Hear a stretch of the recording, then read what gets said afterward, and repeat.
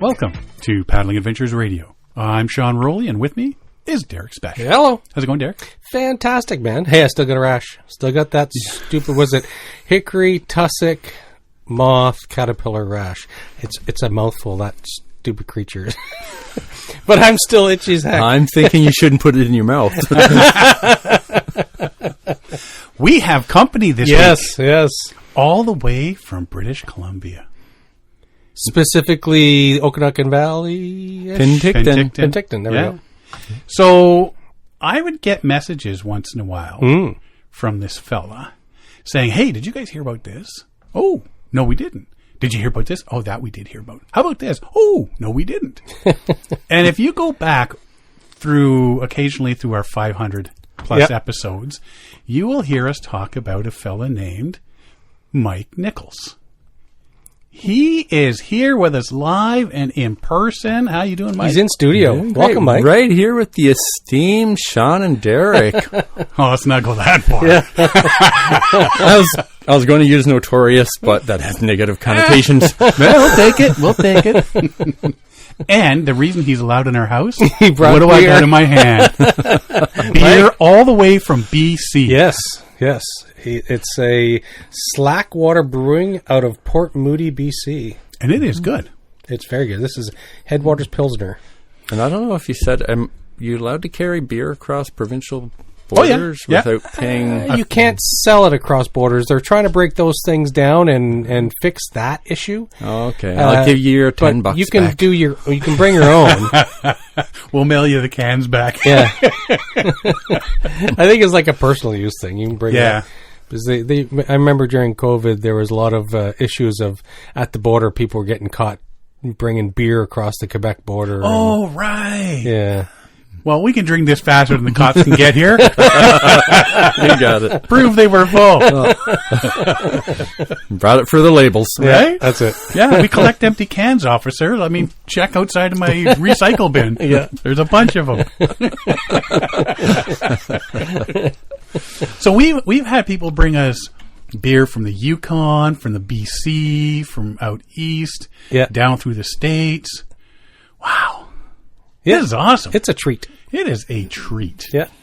So and I didn't have to buy beer this time. Right? That's why it's a treat. Well, actually, Mike I suggested to Sean that he may not have to tell you that, so you would bring more. So Mike is drinking a local beer from Bonneville. So yes. It's really good. Three-way stop IPA from Tilted Glass. Mm-hmm. So it's like he's not going to make him drink BC beer. He's used to that all the time. Right. So he gets a nice local IPA. So it's a winner chicken dinner over here. Absolutely. And Athena actually let him into the house. Oh, yeah. Was there a lot of barking? Right? Oh, there was. Yeah. Always barking. Yeah. She's our guard dog. Yes. Yeah. And what did Apollo, our cat, do? He ran right over, checked the beer, and said, he's welcome. He's welcome. He walked right up to the box on the floor, gave it a couple of sniffs, looked, and then walked away. Yeah, you're good. You can let this guy in. He's paid his dues. So let's talk about Mike and the place, because I asked Mike to send us a little list of some topics we can talk about, because you're coming all the way out here. Well, you know, I'm super curious about it too, because like you have traveled all the way across Canada. Yes. For a canoe camping, visiting family and so on. And I think that's fascinating because that's such a way to travel. Fortunately, you're retired, so you can do it. I can't do that. I know. It's awesome. So that's amazing to be able to do that. So how is it getting through Alberta? I'm curious. Did they stop you for rinsing and washing? Because I did have my canoe on my vehicle, and I had listened to your shows. You guys had talked about the Alberta, and I've seen warnings on other pages I follow, but I didn't see a single stop. Oh no, coming through. Yeah, I think you have to get off the main highway. Yeah. Well, they say some of them are right on the main highways. Yeah. Unless it's going in. Yeah, once you leave a highway into a park or recreational area. Yeah, you think if you're coming from BC into Alberta. True. And I didn't follow the main highway. I was I'm just taking my time. I'm just chilling. Right? I'm retired. Took the smuggler's I was route. in. I was in no rush, smuggling beer. Cross-border beer. But I had made sure, my canoe hadn't been in the water for about 3 weeks, and it had been well cleaned and everything before that, because I was coming across, and I know I'm coming more than halfway across the country. And as far as I know, we don't have any of the invasive species. Although I did see in an article recently that a boat going into BC was stopped, and in the engine they did find zebra mussels in that boat. So it was at an inspection station in BC that they found this boat. Wow. Doesn't take much. No, it doesn't. Not at all. And that's what caused the problem, especially in the Great Lakes, is all these ocean-going tankers are delivering stuff across the Great Lakes from across the ocean. And when they do ballasting, they are dumping ballast from the ocean or wherever they came from, and they're dropping off the zebra mussels. That's how they first got here. Well, and you see the zebra, but like when we went through the lock systems, the some of the locks are coated with the zebra mussels. And they're, yay big sort of thing. But that's not how big they start. No. They're like teeny tiny little microscopic. So you have no idea they're on your boat. No. Right? So it's not. You can't do just a visual look. You do need to wash it down. Yes. Yeah. A little bit of Javix. So I was looking at that little blurb you sent us, and I'm just sitting there looking at the places you've been and paddling opportunities that have been in your backyard. It's incredible. I had fun. You're in the Okanagan now. Yep. There's all that. You lived in northern BC on the Peace River. Yep. The Peace River flows from the Rocky Mountains. It actually begins on the I think it may be the only river system that begins west of the Rockies and flows through the Rockies to the east side of the Rockies and through the Mackenzie River. Yeah. So it joins the Athabasca, then it becomes the Slave River into the Great Slave Lake, and then the Mackenzie River and up. Cool. Like the amount of paddling opportunities there alone. That's amazing. Before that, you were in Northern Ontario Shoal Lake, right on which is near Kenora. Yeah, it's right on the Ontario, Manitoba, Minnesota border. Yeah. Which is Quetico, Boundary Waters. Yeah, Lake of the Woods. Yeah. Beautiful area. Those lakes, because Lake of the Woods is called that because there's so many islands, and you can just paddle in and out and around the islands and all the little bays, and they're shallow, so you got the reeds. There's so much water life, waterfowl, fish, everything. Every island's a potential camping spot. Yeah. Yeah, it's just it's right beautiful. at your back door. There would be times get up before work and canoe in the water and go for a paddle and if you lived to work, if you had actually worked near the shoreline somewhere, you could paddle to work. How awesome would that have been? Well, funny enough, I couldn't quite there because literally from where I lived to where I worked was approximately a 30-second walk. So I'm terrible. 40-second my terrible commute. It would have been a longer. But when I first moved to the Okanagan and I was living in Oliver, I was living at one end of Tuckalnuit Lake. At the other end of Tuckalnuit Lake, and with about an 800-meter portage, was the school that I worked at. So some mornings I would get up and I'd paddle the lake, put the canoe on my shoulders, portage it, plop it down in front of the school, and go to work. How great is that? Well, what was great was stopping in the middle of the lake with the sun coming up it's calm, and taking a picture and sending it to people I know who are commuting in cities and saying, I really hate this commute to work.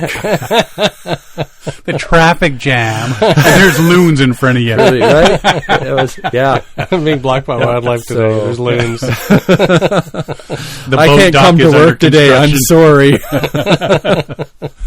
Like I say, and Quetico and Boundary Waters, like I say, right there. And you say that's where you really started your canoeing is...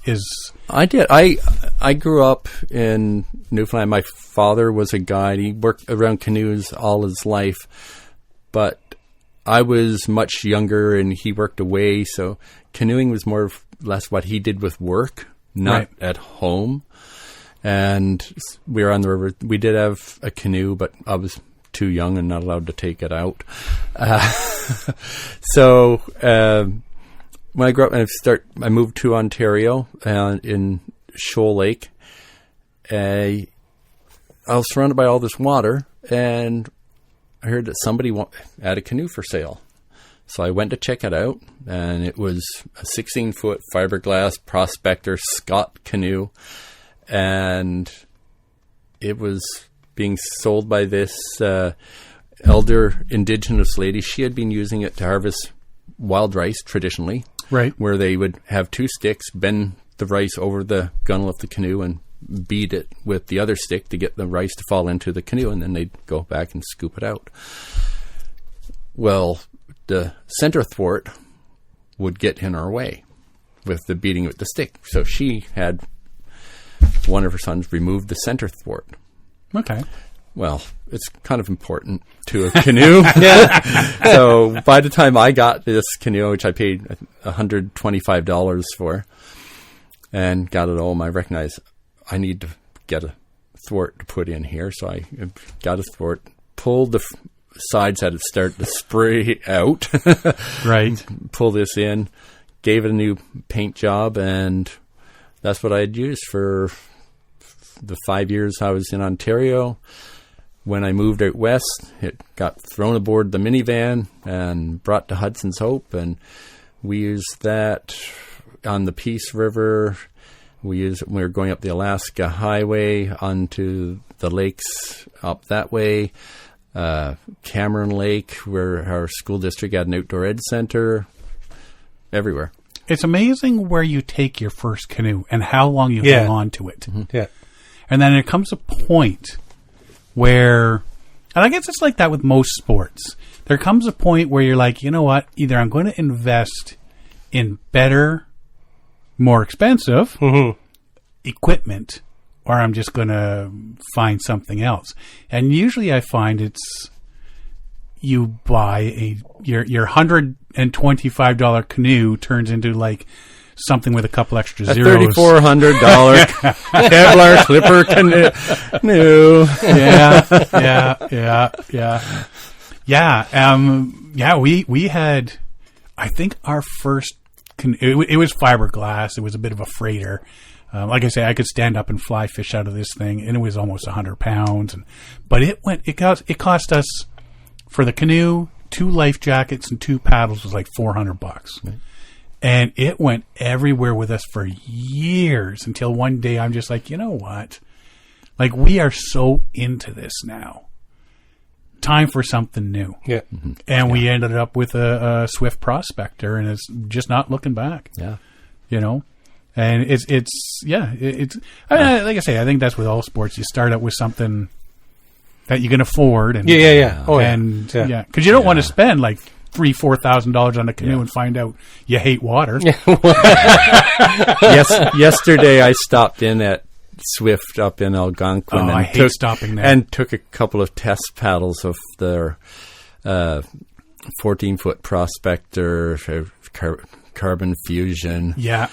And, what was it? Not a Cirrus 14.6. That's a nice canoe. I will say this now. Even solo paddling, I would not go below the 16-foot Prospector. Because when you do have somebody in there, that extra foot and some, believe it or not, makes a big deal. Like a big difference. So, yeah, I wouldn't. And I have no problems solo paddling that 16-foot Prospector at all.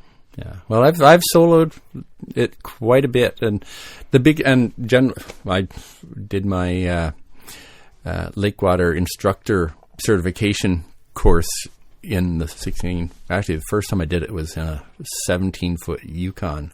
Ooh. And but the biggest issue I found is on a lake when the wind comes up. Yeah. You got to have ballast. You got to have ballast, or it's a big windsock.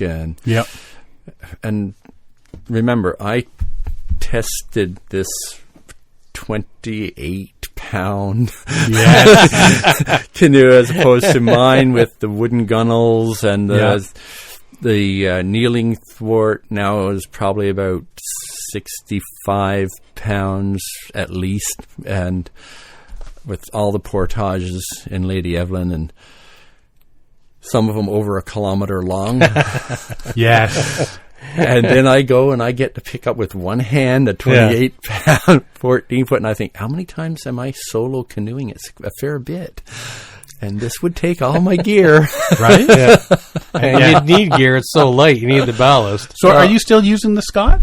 No, you're using... No, I lent it to a friend, and I know he's never been one for caring for things, and it stayed at his place in the fall, and he just left it out under a heavy snowfall, and I went to get it in the spring, and it had serious oil canning. Oh, no. And I just wrote it off. Yeah. But at the same time, I was getting ready to upgrade anyway.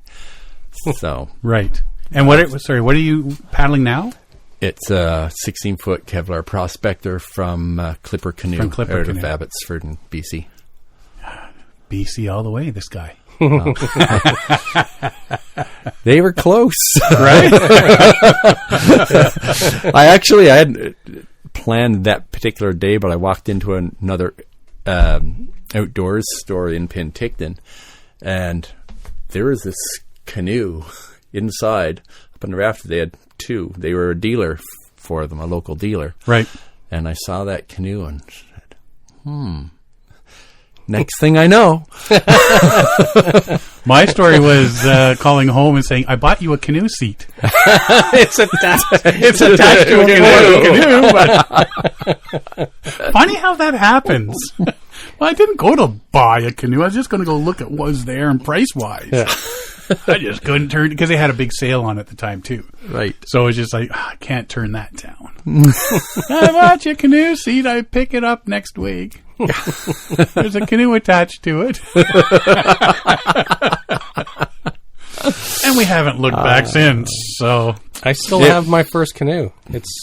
And it does quite well for its size. It's a 14-footer. It's a 14-foot. That's the one you had totally redone? I had it totally redone. So it, I think it cost... Mike has listened to all our episodes. Yeah. I was curious if there's anything original left. Oh, no, there's a lot of original. Derek. I do have to paint it. But yeah, it's got, most of the stuff's been replaced. But it's a 14-foot Kevlar. I bought it around 2005, 2006. So it's like 20 years old. And I did get it redone. I think originally it cost me like $1,000 or $1,100 or something like that. And then it cost me $1,000 to refurbish it. So it's doing well. And it does for people. I've gone, the kids are getting bigger. I am starting to rent canoes because it'll get a little tight. Yep. But now I rent a 3-seater, one of those 18-foot, 17-footer. You could always do the rock, paper, scissors and see who stays at home. Well, we thought about it. Derek! We have thought about who's going to get dragged behind. So just tie a rope around your waist, we'll drag you behind. Right? See if you can find a big old truck inner tube at some tire shop. Yeah. Well, look at those people. Aren't they having fun? Yeah. No, we're not. But no, it's done quite well for a 14-foot canoe, right? Mm-hmm. So yeah, I was curious to try Swift because they introduced that 13-foot. Mm-hmm. And I was, wow, a 13-foot, that would be so light and everything. All the pack boats and stuff. I got there and wow, it's only 3 feet, but it looked like I could have fit 4 of them into my Prospector. Right. And I can't remember the lady's name who was working there, but she says, yeah, looking at you, no, not the 13. That would be way too small. Yeah. And she has explained that, in her opinion, it works a lot better for females because of the weight distribution in the bodies and lower center of gravity. And so she says, yeah, for smaller people, and she says, apparently I'm not. And here I thought I had lost weight. Tucked in my belt and sucked in my gut a little, and I asked, are you sure? But no, the 14 even just with 2 feet less, it seems such a smaller canoe. But I took it out on the water, and it felt so good. Right? I felt like I was cheating on Snert. My prospector's name is Snert. A Snert. And I'm not exactly how I remembered it or where it came from, but I did some research, and I don't know if you remember the old comic strips, Hagar the Horrible. Yes, Snert was his dog. Snert was his dog. Was his dog. And I hadn't remembered that, but somebody, where do you get Snert? I don't know. I used to, any smart ass person, I would just call him a Snert, or just people are being a smart ass in a fun way kind of thing, not a pain in the whatever. Yeah. But I'd call him a Snert, and I don't know if somewhere in my memory I got that from the Hagar, but I checked it out and she's that was his dog. That's actually a name of something. Yeah, so I kind of felt like I was cheating on Snert when I was paddling this little 14-footer. Yeah, but sometimes you gotta check out the competition. Yeah, that's been the big thing here is the pack boats over the last few years. Is everybody's getting in these, and basically, sitting. I don't like sitting on the bottom because they got these little seats that are mounted right to the bottom of the boat, and the double, and then you get into the big double-bladed versus single-bladed debate and. Single blader, huh? Sure. Okay, as I'm retired, I'm practicing on being the grumpy old fart now, okay? I have my opinions. I'm entitled to them, and you're entitled to be wrong. Yes. But no, that like the amount of people that are grabbing these pack boats and the kayak paddle. Realistically, how far are they from just being an uncovered kayak when you look at some of them, right? Yeah. But it's, you know what, if Kevin Callan were here, he'd be saying they're getting out there on the water into nature and it's comfortable for them. So it's the same argument my friends have about e-bikes. Oh, okay, yeah. Right. I ride bikes, my friends ride bikes, and we get out, but some of them were e-bikes, and it's great because if they didn't have the e-bikes, they wouldn't be coming along with us. Right. But when I'm riding up a hill and I'm using what they call analog bikes,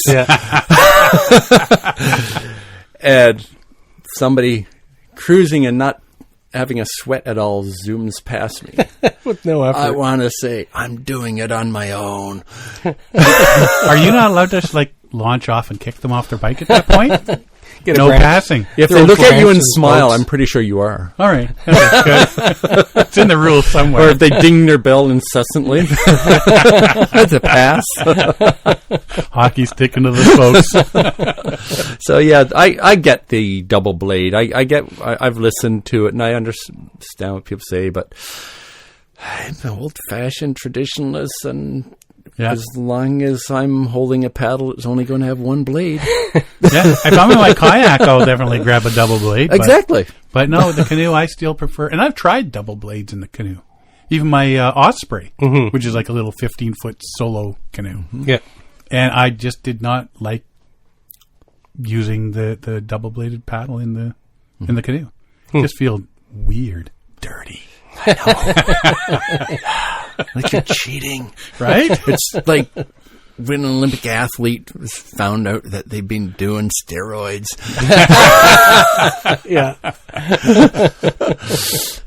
You're going to get some comments and some feedback. Oh, always. So, let's move on. On that now that we got Sean and Derek in trouble, right? I'm just an innocent bystander here. They dragged me in here. Right? Yes. Right off bring beer. Hey, you going to the liquor store? Yeah. Then come back when you're done. Bring stuff with you. So you paddle canoe, kayak, stand-up paddleboard, dragon boats, and you've done some outrigging canoe? Yeah, just a little outrigging. The most I was kind of recruited last fall, Penticton Paddle Boat Society. What do we call them? Penticton Paddle Boats Association. They were hosting the National Outrigger Competition in Penticton last year. And we had a couple of teams, but then there was another group of 6 older people who wanted to put an outrigger team in, and almost at the last minute, somebody ended up not being able to partake in a 6-man crew. They didn't make the age limit. Yeah. They lied on their birth certificate. They're younger than they claim.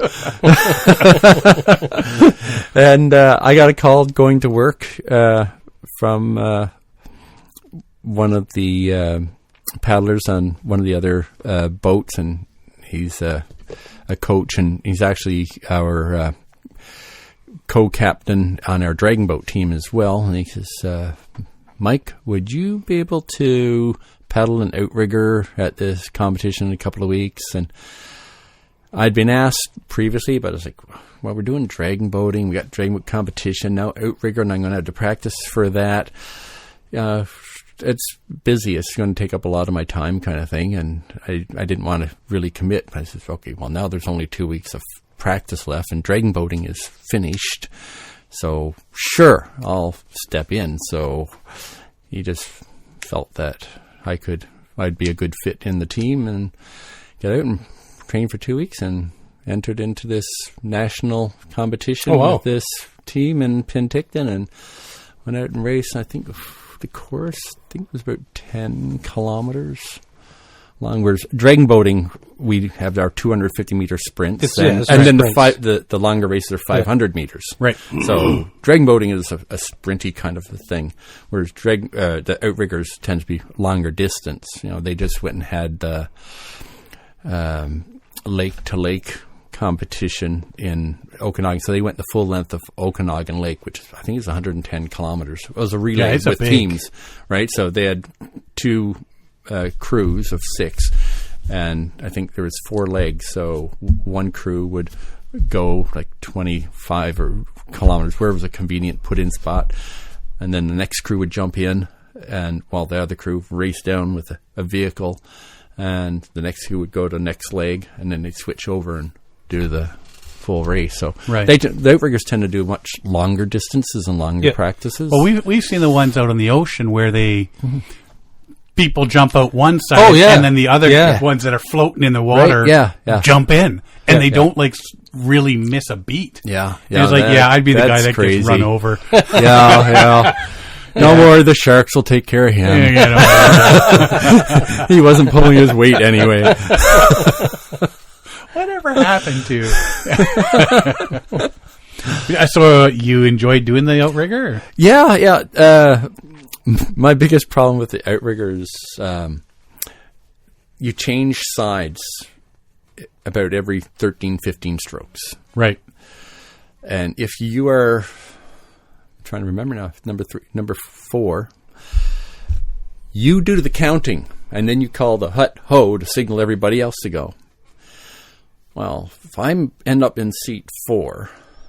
and I have to count, and we're out there for an hour and a half or 2 hours, and I have to count 13 and then go to change. That's a lot of focus. Yeah, I'm not good at that. 26, 20, Mike! Right!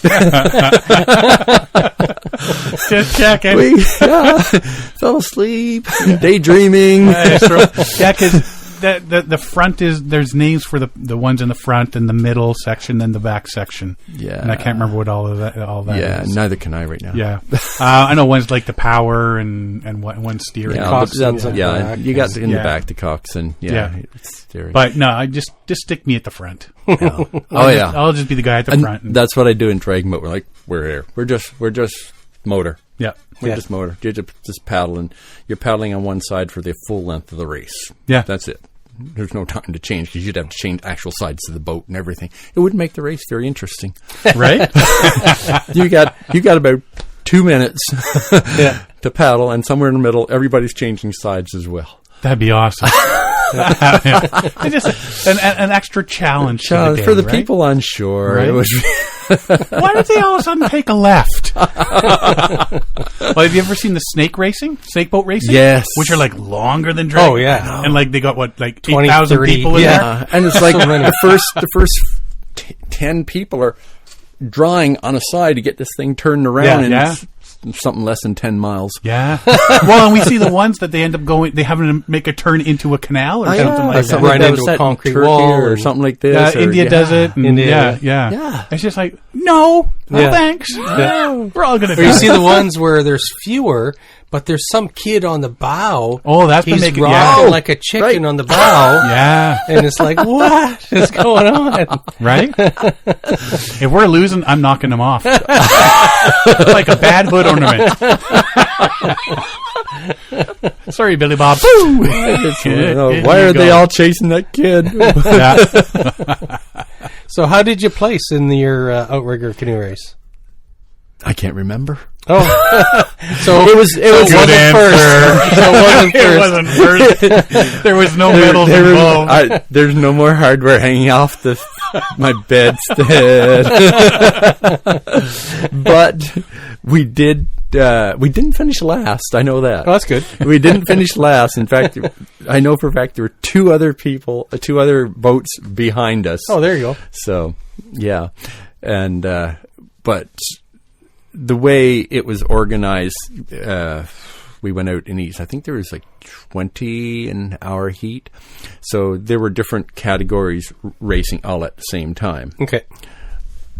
At least one of the boats that were behind us was in our own category as well. Well, that'll make me feel better any day of the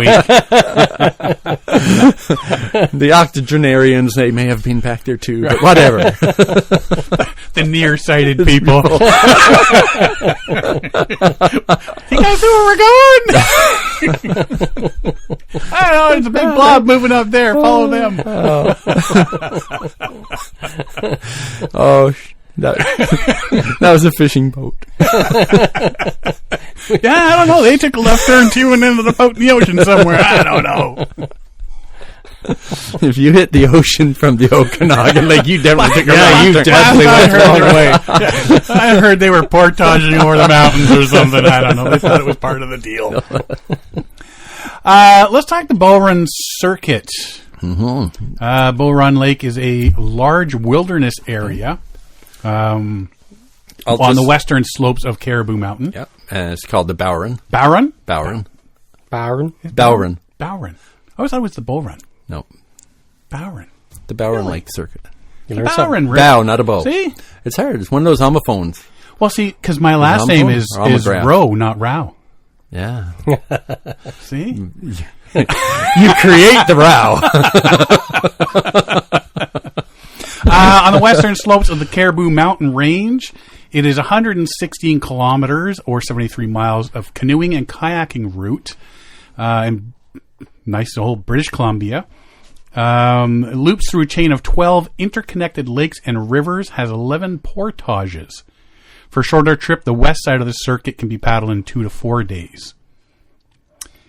6 to 10 days for the complete trip and requires a permit, which can be booked in advance through the BC Parks if you go online for anybody that wants to do that. Yeah. It's recommended that only people with some wilderness canoe experience attempt the circuit. Yeah, the circuit. Yeah, because if you're not experienced, it can be a circus. Yeah. I've heard about somebody else. I want to say Kevin Callan was talking about it, but I don't think he's done it. Somebody else did it, and I can't remember who. I did. Yeah, you did. So what was it like? It was really awesome. It was kind of rocking my chair. I'm back from the mic. Woo! Sound effects. It was great. We the year we did it, they had exceptionally high water, so they had to postpone the opening of the park by 2 weeks. Okay. We managed to get in. So we were actually the second canoe on the circuit that year. There were two younger fellows who got off about a half hour ahead of us. And so we went out. A number of the campsites we were warned we wouldn't be able to stay at because they're still underwater. Number of the portages could be underwater. Oh, okay. or parts of them. You weren't going to be able to port a canoe through the portage. Oh, okay. That'd be awesome. I know. That was a trip. Not a single portage. Yeah, it was great. And but it's very well developed, and a number of the portages, they're like pathways. Like everybody will. I won't say everybody, because some people have going solo and light. They'll carry it on their shoulders, but most people will rent carts. Yes, with 2-wheeled carts. Yeah, put the canoe on, strap it down, and pull their canoe. I think you're limited to having 100 pounds of gear in the canoe, no more. Okay, and the rest you have to carry on your back. And so, you could dolly your canoe to the next lake. Which is okay. Which is not Temagami or Lady Evelyn. No. And, no. But, so myself and 3 friends were out, 2 canoes. We did it in 7 days. Okay. A couple of days we paddled a little bit longer, but not stressful. We had nice, relaxing evenings. It would drive you crazy. We didn't have to get up in the morning and race off after a bit of oatmeal. You actually sat around and made a big breakfast? I like having a breakfast in the morning. I got time. Well, if you got the time to do it, then one of the people with us, I was sharing the canoe, very little paddling experience. Right. The other canoe, they had some paddling experience, but they'd never done any kind of a canoe tripping or canoe camping at all. Right. They had done backpacking. So they were halfway there. They packed like they were going hiking. They were planning on eating mostly rice cakes for the full 7 days because they're light. Ooh. Rice cakes and peanut butter and oatmeal. It's not going to work. I got my folding lawn chairs in there. I got my stove. I got my fruit. I got my food because we can carry it on carts. It was a bit heavy, but I talked to people who have done it and said, it's no big deal. So you took advantage and carry a few luxuries. We got around. Some of the portages, like as I said, were you'd start out and then there were marshy areas, and they'd have like little plank boardwalks over the marshy areas, except that those were kind of floating. And when you try to put the canoe cart and you go across on them, they would sink, and there was no room on the platform for you, so you were stepping off on the side, halfway up your thighs in mud and willow bushes and. Yeah, it was a good time. It was a blast. But that's me. I have that type of personality. If I see other people suffering, I cheer right up, and I feel like this is not so bad because I can see somebody else feeling worse. And enjoyment in others' misery. I've learned to keep my mouth shut because I know it pisses them off that it's cheering me up, but I like to think that I'm encouraging them by saying, this is awesome. This is going to make a much better story than if everything went smooth. Right. Yeah, you got to have those stories. Oh, yeah, it was a great trip. Nothing went wrong. It was good. It was easy. Sunshine. Hey, let's listen to his story. Right? He suffered. Embrace the suck. Exactly. Yeah. What's the scenery like? It's very mountainous. It is, especially on the far side. You're much more into the mountains. There are some areas you can see where avalanches have come down from the mountains. You'd pedal by, and there's all these trees buried with debris under the water that, when they came down, it got washed right out onto the ice and everything for a bit, and then ended up dropping into the water. Right. Water's cold. Some of the lakes are much bigger than others. The wind can come up. It was like mountains. It could be dead calm and then get to shore because there's whitecaps. It's very sudden, right? So 2 minutes later, it's pouring rain. That's fine. I think we had one night where it was really, really wet. It was just pouring down. We were camped, we were set up, and it was dark, and all of a sudden this a canoe and a kayak pulls up, these 3 people, and they were coming through, and they had scheduled to go through in like 4 days or something. And they were, to me, at least 2 of them were starting to get hypothermic. Oh, Right. okay, yeah. They were shivering cold. They were wet. We had them in. We made them some hot chocolate, set some warm.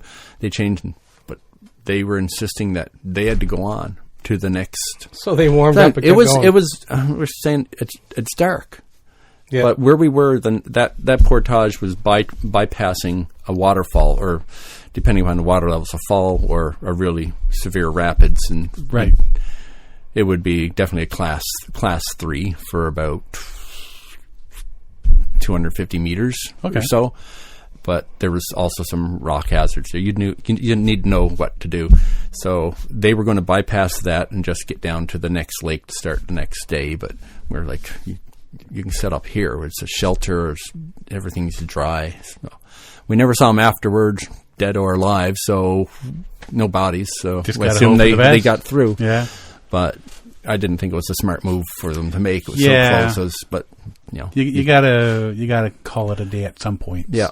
So we just gave them some hot chocolate and everything, and helped them warm up a bit. So then off they went. We went off the next day, and there was one river, bit of a river that you go down with some nice little rapids, class 1, a couple of little class 2, a sharp turn. So you have, if you need to know to which side of the river to be on, when you're taking that turn. But it was just a great experience. But you're definitely out in the wilderness. It's Right. there's no streetlights. You're on the far side of the hill. I'm giving hand signals here, there, right? talking with my hands Because everybody listening can Yeah, see. right. Yeah. We do the same thing. Yeah. See, now you're seeing the magic Right. behind. Yeah. How do you access it? Like, I'm trying to find an access. Is it a fly-in? No. You go into the Bowron Lake Park. You can drive in. There's a lodge where people can rent canoes and everything. Oh, okay. The park staff. You have to watch. I think it's about a 15-minute safety video on the park before you go. Okay. And they talk about hazards and everything else, and some other safety things you have to watch. That before you head out. Right. They do a check, make sure you've got some required safety gear. So you drive right in, and it's actually forms like a big rectangle. Yeah. Yeah. I'm Right. trying to find. Google can't find a route for me. I'm trying to find a route into Bowron, and Google can't find a road. It doesn't want Derek to go. Everybody welcome except So Derek. there's the Okay. loop itself. Yeah. So, where's the town of Likely? Look for the town of Wells, British Columbia, because that's the nearest There's town. Williams Lake. Yeah, no, look for Wells, British Columbia. That's the nearest town, and it's up near Barkerville as well, which is an historic, recreated historic mining town from the Caribou Gold Rush back in the 1800s, and a lot of the original buildings there.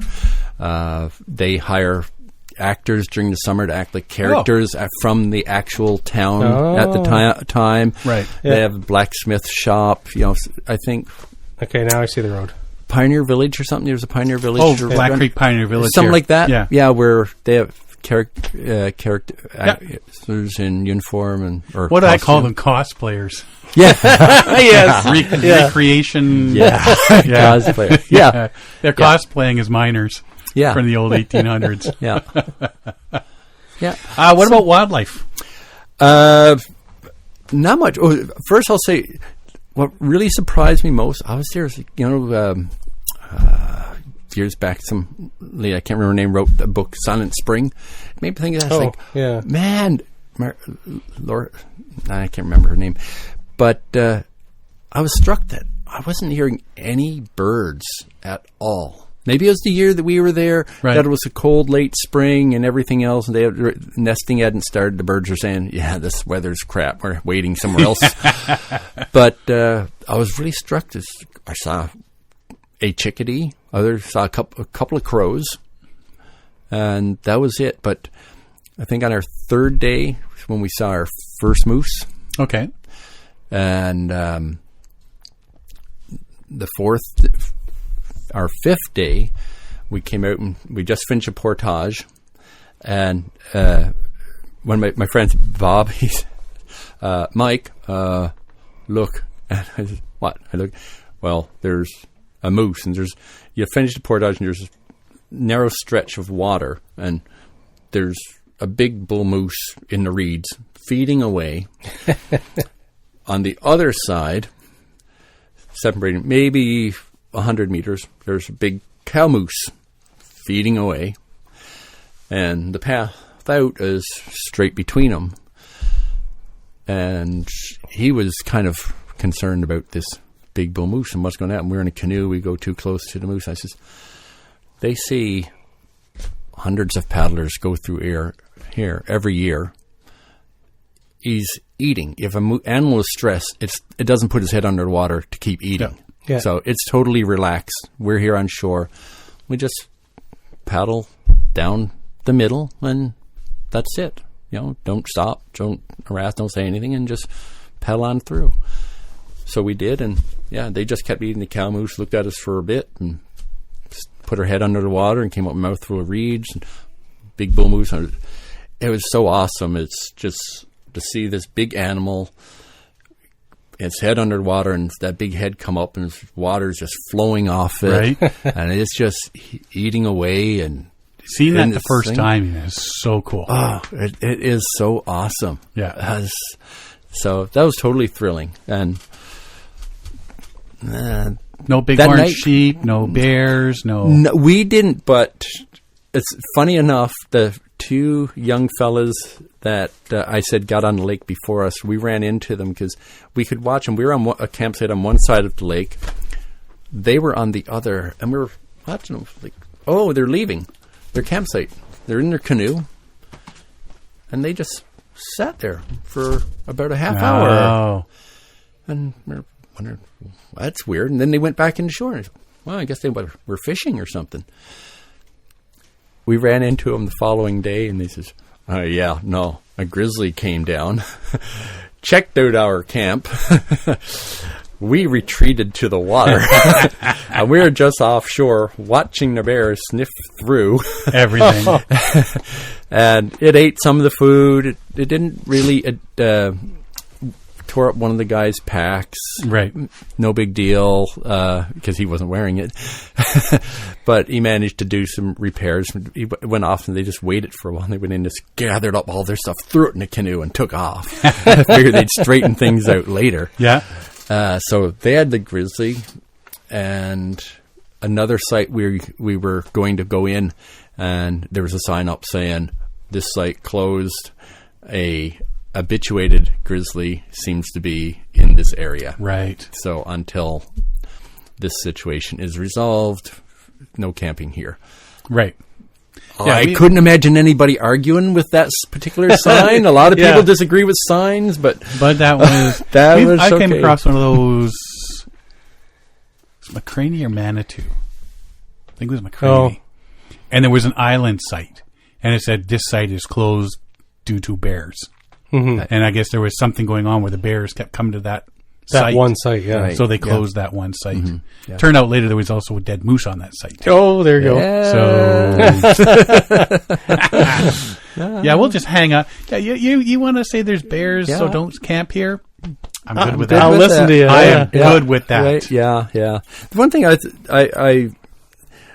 like canoeing. I like camping. I also like hiking. So I like to have something to do at the end of the day. Right. When I camp, I can't just sit there and do nothing. Yeah. Or I can, but I'd prefer to go and do something. Yeah. So I like if there's some place to hike, but there is one spot on on the entire circuit where you can pull inshore and hike into another smaller lake area. It was just a couple of kilometers. Yeah. Ideally, I'd like to have a site where I can go in, pull in, say, hey, let's go do a hike now, or let's take tomorrow as a rest day from the canoe, give our knees a break, and go hike up a mountain. Right. I don't. Well, okay. Some people argue about giving the knees a rest, but So, but that being said, we're currently kind of in the plans. A friend and I of convincing some other friends to go and do the Bowron Circuit again next year. Nice. Right now, I'm thinking if we are, we better start getting ready to make our reservations now, because they only allow so many people on the circuit at a time. The campsites are first come, first serve. Right. And you have to say how long you're expecting to be out there, but they only want so many people on the circuit at a time. Right. So that makes sense. Oh yeah, it eases the pressure off, right? It eases the pressure off. The campsites could be limited. You go and like, oh crap! And at the end of the day, I got to pedal another 10 kilometers to the next one. Yeah. So, and plus, for that experience as well, that people want that wilderness experience. They don't want to be out crowded. Yeah, you don't want to be sitting on your site at night thinking it's beautiful. You're on an unpopulated lake, and then you're hearing conversations from 15 spots. Around that lake, sort of thing, which is exactly what happens in Algonquin anymore. Yeah. Right. What really caught your fancy about this circuit? The fact that you finish where you start, and there's the logistics of shuttles and everything else. Plus the fact that it is a wilderness thing. Is you're out there, you're going to be in lakes. There are no power boats. Right. There are no power boats on any of those lakes. And maybe the first two, the nearer ones.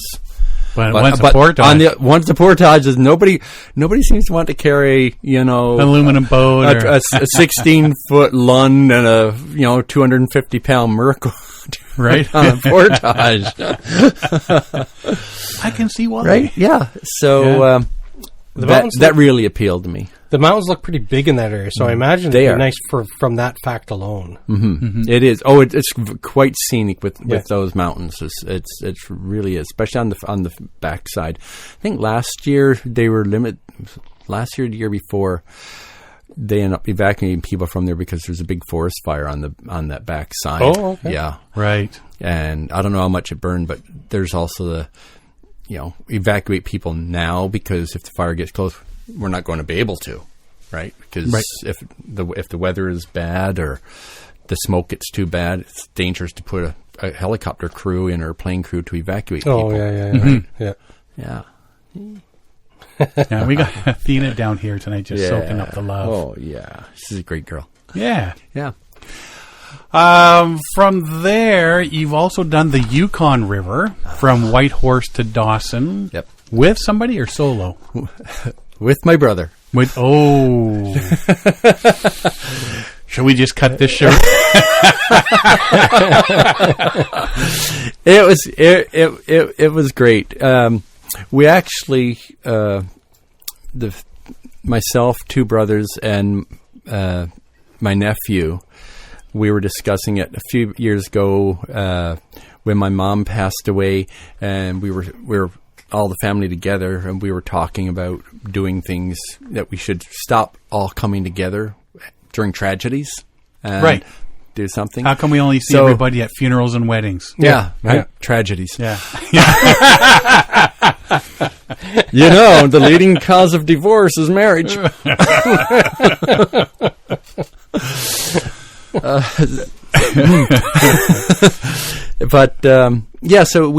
I suggest, why don't you guys come out and we do the Yukon River? And they're all in favor. Good. It'll be a lot of fun. Get together and bond. My nephew's company got sold, so he lost his job, and he was just starting a new one, so he couldn't exactly take a bunch of time off. Right. Another brother, he totally forgot, and by the time I asked about it was too late for him to book those holidays because everybody else in the company had taken those holidays. So it ended up with my one brother from who I'm here in Enniskillen, the 1.5 hour. Yeah, I did not know there are 2 Enniskillens in Ontario, in southern Ontario. There's one out by Sarnia way, and there's one just above you. 19 minutes from my house. I didn't know that. Yeah. So when you said, well, that's 3.5 hours away, I'm like, okay, from 500 episodes, hearing you talk and hearing you mention Duffin's Creek and everything else, is like, and okay, Derek, well, we just didn't he even said the nuclear power plant. I know where that is. It's like, how could I be so wrong? Because we've been throwing everybody off all these years. When you mentioned that it was so far away, it's like, what is he talking about? It took me a while to find the other Enniskillen. And I Google mapped it, and that's the only one that came up. How did you spell it? With an E or an I? It's spelled the same way. Exactly the same way, but it's Enniskillen County, and this is the town of Enniskillen. Yeah, and then when you're sending me back a message going, but I thought you guys lived... I was having a conversation with Derek at that same moment. He goes, no, there's one right above us, and he's sending me screenshots. I hiked there. I've hiked at the conservation area. Which was awesome.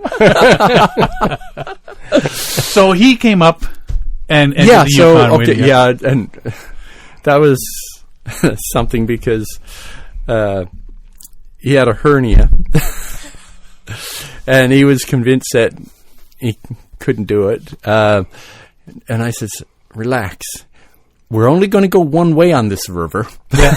And we're going to go down. With the flow. Yeah. There are no portages. I says, you can sit there and look. The current will take us. I can steer from the back, whatever. Vacation. You need it. He's 9 years old, and he's still working, and he's just needs a holiday. He's the kind of person who needs to be told you need to take a holiday for yourself. Tell people like that. Yeah. So drag him out and get him out, and his hernia was definitely hurting, but whatever. He lands. I immediately dragged him to a cherry orchard and said, we need to pick some cherries because we're going to be staying at our niece's place in Whitehorse, and this is the bribe. Because these things that we are picking for $1 a pound go for $11 a pound up there. Right. Yeah. So we're bringing them 25 pounds of cherries. So I drove him right to the border down near Soyuz, and I figured we're going to go the full length of British Columbia all the way up. So it was a big road trip as well. Right. We get up near Hazelton, and I said, it's been a long time. He used to canoe. I want to need to test his skills because we're going in the river. In the back, everything I've been told, it's great. It's a big river. Mm-hmm. Damn, it's a big river. But there's the Five Finger Rapids. Right. I've watched a number of videos. Ray Mears? Not Ray Mears. Goodwin. Oh, Ray Goodwin. Ray Goodwin. I watched a video that he did it. The water is really low. I watch other people go through. The water is high. Who knows? Yeah. You never know. Like when he did it, when Ray Goodwin did it, they actually said, hey, you want to go through that arch in the rock? And they turned around and they paddled back against the rapids. The water was that low. But, during the gold rush, this is where everybody kept drowning, going through that. So I wanted to test. So we did a little bit of paddling and, okay, your bows, I'll teach you a few strokes here. Just so I needed to know when we're going through the Five Finger Rapids when I say draw on this side or that side, you do it. Because that's not the time to be learning. Right. What's a draw? Yeah, exactly. Right. So we did. And anyway, we got in. We get to Whitehorse. And everybody is saying they can't ever remember the water being that high at this time of the year before. We're downtown Whitehorse, and I'm watching this river rush through town. And there's no bank hardly. Dawson. And I watched some people try to launching a canoe. They'd rented this, like, ooh, that's dangerous. Mm-hmm. So fortunately, my niece's husband says just north of town there's a gentler spot, because it's going through town. It's narrowed in, and because construction is a bank, it smooths out. There's a bit of marsh area, so you can ease into current a little easier. So he brought us to the north end of town, and we went into this river. But yeah, I had the guidebook for the Yukon River with all the maps that cover, I don't know, one page would cover about 5 miles, and so there's about 50 pages of maps. Okay. It's very detailed. Map books here, It's very detailed, and saying map on this side and go that side to current, shallows here. But a number of the places you couldn't get to the campsite because the water was rushing so fast, and the bank, you could not pull in there. Right. And not be washed away. You could see what was really neat. Up on the banks, you could see all these trees with 4-foot tree stumps that were cracked. And it's like, what? A big windstorm cracked them all at about 4 feet high. And then I realized it wasn't. It was the ice in the spring coming down, up and flooding. And as the ice was flooding the bank and the ice going off, it was snapping these trees. So now there's all this brush and everything along the shore. So you got all this windfall and all these sweepers. Right. That you also had to be careful. So you come to a site and, there's a site there, go there. But here's a big brush pile. There's no way you can get in. So I guess we're paddling a little further.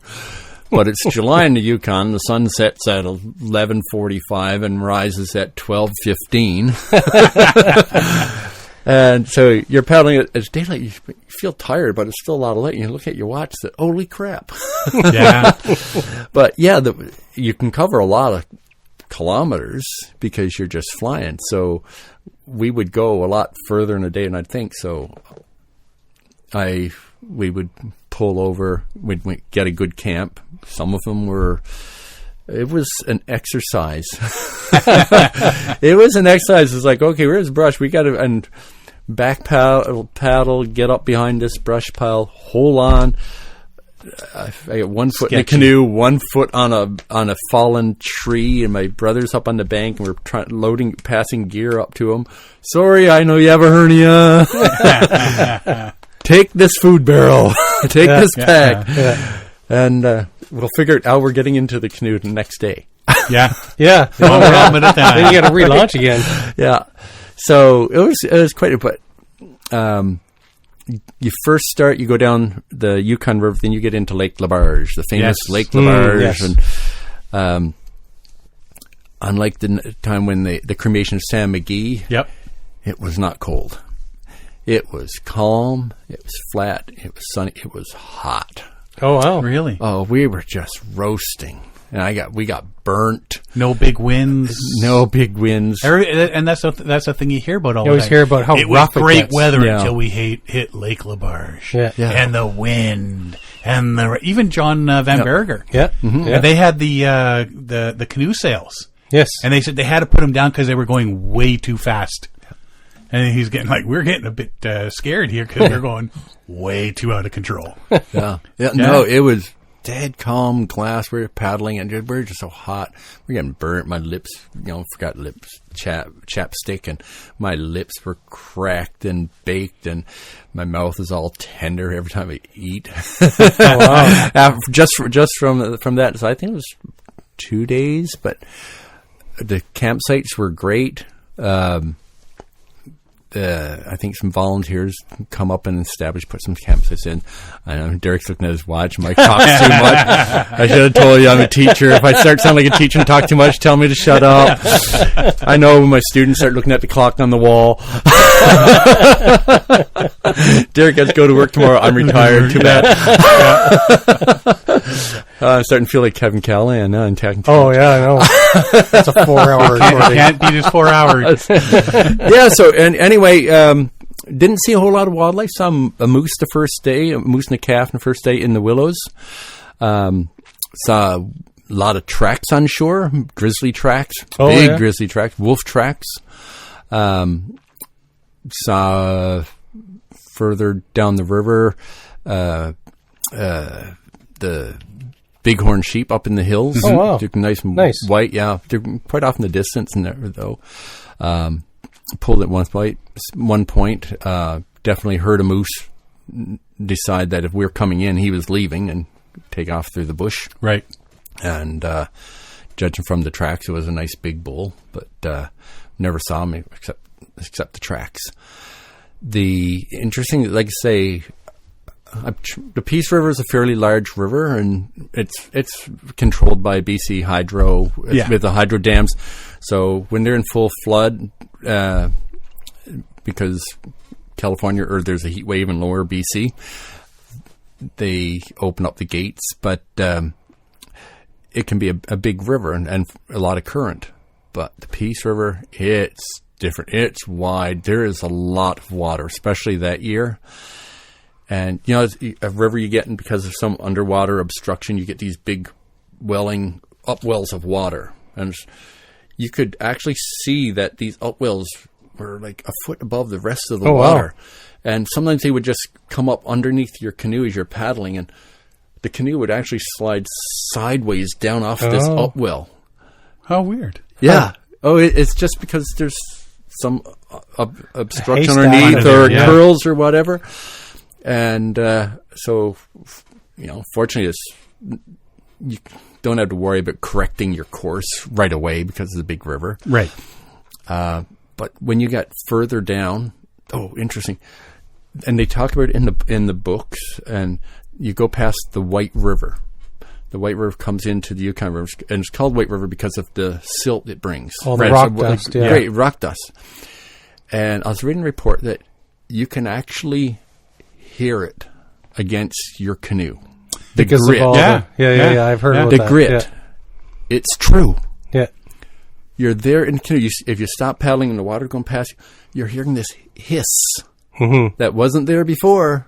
And it's just because there's so much silt in the water. And man, that put my platypus water filter to the test. I can imagine. Because you were warned, after the White River, it's a long time before you're going to get drinkable water in the Yukon River. And so pull in at this creek, fill it with fresh water. Well, the river's too fast. We flew past that creek. We're in. It took all night to get enough drinking water to go through that filter. It took a lot of fresh water afterwards to flush that filter clean. I would think so, Yeah. And, my canoe was just kept that white coating at the water line for the rest of the trip. But it was just a interesting phenomenon. Just stop and hear the water hissing against your canoe because of the grit in the water. Yeah, something that you just wouldn't think you wouldn't think about. No, exactly. Yeah. And how long did it take you to realize, too, right? Yeah. Like, yeah. Oh, wait a minute. The sound changed. Yeah. But it's got so much history, the Yukon River. There's one area you pull in back when they're using these steam paddle wheelers to come up the Yukon. And there's so many shoals and gravel bars that they would have the pilots, and they would, sometimes get grounded. Sometimes they'd have big winches on the shore in the rapids for coming up that they would actually tie a rope, and men would have to get on shore on these big winches to pull this boat up through the current. Right. So the anchors for those winches are still in the rocks. There's one area where they actually had a small ship repair thing where they would pull the boats up sideways out of the river in the wintertime. And then they would do maintenance in the wintertime. And they had they would put the logs down perpendicular to the river, and they'd have these capstans on shore with ropes, and they would use horses to turn the caps and pull the boat literally sideways up the greased logs onto shore. And then they could do repair. Well, there's one of those paddle wheelers still there. On Lake LaBarge? I heard there's not one on Lake LaBarge. No? It's on the river. It's further down the river. Yeah. And there's one in the city of Whitehorse, but this is further down the river. And it was put there 100 years ago. It was left there again. Like the wheel is still there. There's still boat. They only came back and they took the important engine parts. Yeah, the steam engines. So this huge. It's at least 100 feet long. Oh, wow. And it's like 3 stories high. It's just like these big paddle wheelers. And now, of course, there's all these trees have grown up between that boat and the river. Yeah. Yeah. Probably just cheaper to have left it there at the time. It is. Oh, yeah. It's like all of a sudden a railway went in. Yeah. They don't need these paddle wheelers going up and down. There's now a railway that services these places. Huh. Yeah. So you got a railway to Whitehorse. You don't need to go up a river barge that you don't use part of the river. Depending upon the water and all that stuff, it just wasn't profitable. So they just left it there.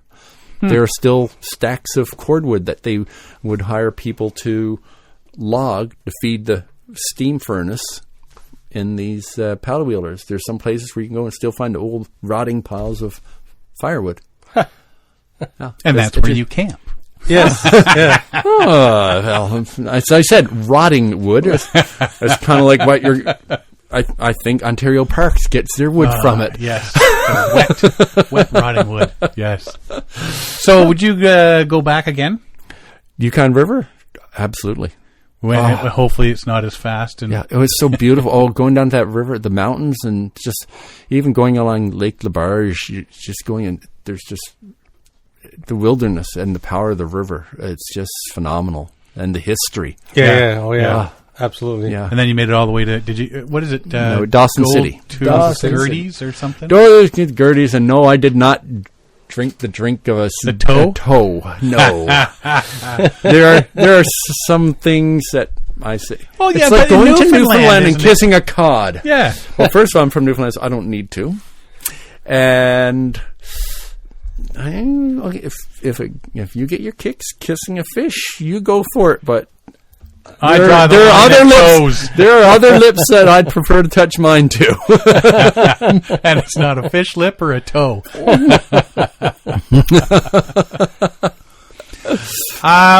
Well, I got a couple of things I was going to talk about here, but let's talk about your Temagami trip. Yeah. Oh, yes. You just came back from that. You just came back from Temagami. I did. And I'm blaming you guys. Yeah, that's what we heard. You were blaming us. Yep. For getting you to come all the way from BC to Ontario. Well, I want to show your listeners this map. Yeah. Jeff's maps. He's great. Yep. He's got new ones. His new ones have been at the printer, so they should be out and around coming soon. Yep. I have the digital version, but yeah. Yeah, his new Temagami one there. I met him at MEC. Well, it was before we went to Japan. Okay. And I took my little notebook from when we did our big trip, and I said, okay, just so you know, that's not there. That's no longer campsite. You gotta update this is this. And that's you might want to check that one out and ask some questions about that. And so yeah. So yes, I actually heard of Temagami from this show. Right. You guys talked about it. Some of your guests have talked about it. Had me curious. Went on YouTube. Camper Christina has been up there a number of times. Yep. Apparently she really likes it, and I can totally understand why. And the big feature you talked about is a wilderness park. Mm-hmm. Yes. Okay.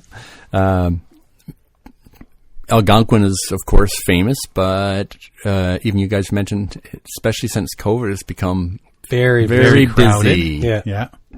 Yeah. And so, I don't know, it just hit me. Temagami. First of all, in my mind, it was further north. I pictured it up being where Caribou Provincial Park is. Caribou, up that way. Right. So when I started looking, sure, that's actually in southern Ontario. They keep talking about north, and I think, all right, everybody down north from here. The GTA area, if it's north of Georgian Bay, it's way up north. Right? Like I say, I lived in northern Ontario, so we just laugh at that. But we did the same thing in BC. I lived in northern BC. They think anything north of 200 kilometers of the U.S. border is north, and you got to go 1,000 kilometers before you're even halfway up BC. Right. But anyway, it's just a matter of perspective. So I got it in my head. I'm going to do Temagami. When I retire, I'm going to do Temagami. And then I got it in my head that I was going to retire. Don't blame us for that. I had students who I thought were very much like Sean, so yes, I am going to do that. No. Yeah, so I got it in my head, so I started watching some YouTube videos of other people who'd gone through there, got Hap Wilson's book. Mm-hmm. It looked phenomenal. Like I said, I'd been up in Northern Ontario. I'd paddled Canadian Shield stuff, so I had a general idea what it's like. I settled on the fall for a couple of reasons. Like Derek, I'm not a big fan of bugs, and I know that Northern Ontario can have a lot of them. Yeah, a couple. Yep, and so I figured the fall, there's going to be fewer. And one thing you miss when you move to Western Canada is the color of the fall foliage. Oh, yeah, right? Because the maple trees and the maple trees and the birch with the dark, more golden, brassy orange color that you don't get out east. Yep. Especially in the Okanagan, you get some little bits, but it's mostly pine. It's sparse. It's semi-arid. You go north, there's a lot of aspen, tons of aspen for softwood, but not a lot of birch. Right. And you don't get all the maple. So I figured fall, that should be a beautiful time. So I set my time after our big dragon boat festival and big dragon boat races in Penticton. I'd be free, and that's when I set my launch date. And you're watching Derek look at his watch. I know he has to go to work tomorrow. No, I wasn't. I'm winding the cord. Yeah. He plays with the headphones. Okay, I apologize. I'm winding the cord. Oh, no, we still got time. Yeah.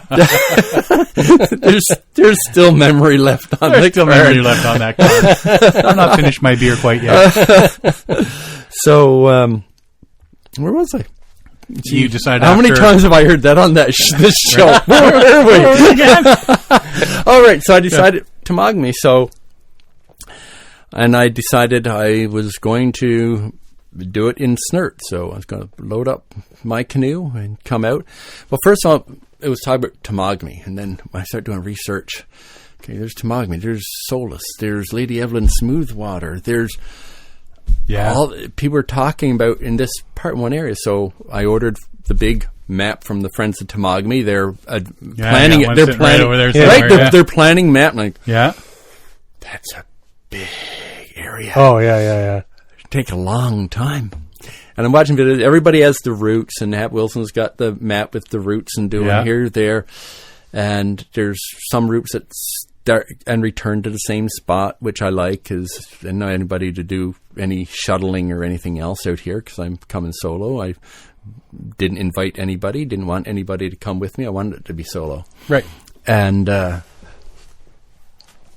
so in the end, I settled on going down to Gamble Lake and starting down that way.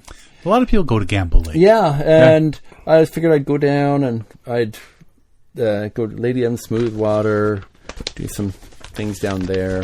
I had a lot of planning. I had the map up on the wall with little sticky notes of different things I'd seen in the videos, and that would be cool, all this. And then I threw it all out. Because there's a number of things in Portage and things I wanted to do, and I says, oh, look, Ishpatina Ridge is here. Eyes Point in Ontario. Oh, yes. Okay, so in BC, my trail running group, we run up that more than that on our training runs. But there's the highest point in Ontario. And I figured settle something, and but I was going to bring my dog Bailey with me, and she was 15 years old, and she was having a lot of trouble walking and falling over and very weak. And I said, "She's no way she's going to be able to do those portages and hike up that hill and everything." So I started. I pushed Ishpatina Ridge off because the portage and all that. So I started looking in other areas where I could just do the lakes, and it's going to be short portages. They're very gentle, so that she could do it as well. Right. Unfortunately, about a month ago, I realized that she wasn't going to last that long. So unfortunately, I had put Bailey down. God, it still chokes me up. So fresh. Sorry. Yeah. So in the end, I decided, okay, she's not there. I'm back to Ishpetina Ridge. Right. Yeah. So I settled on the Montreal River because I'm going to be coming down that way. It's one of the first areas I hit, Elk Landing, and I could come down and go up Ishpetina Ridge. My original plan was to then come down, Scarecrow Lake. Oops, I'm getting that. Sorry, microphone. Skull Lake, go out to Regan Lake and do a bigger loop. Right. And I thought, I don't want to. I wanted this trip just be to get out in the wilderness and just relax, and when I get there, go with whatever suits my mind at the time. I didn't want the pressure. I'm doing this now. I got to get up this day. I got to travel that far, and that when this time, and do my circuit to be off the lake before I run out of food, right. Or people start worrying, or whatever. Or it cost me a fortune because of this crazy experimental fee scheme they put in for that area. That's another show altogether. Yeah. 300 and yeah, adds up fast. It does. So I put in Montreal River, pedaled 16 kilometers. That first day down Montreal River to Lady Dufferin Lake. Oh, I love that lake. It's nice. Yeah, Lady Dufferin Lake.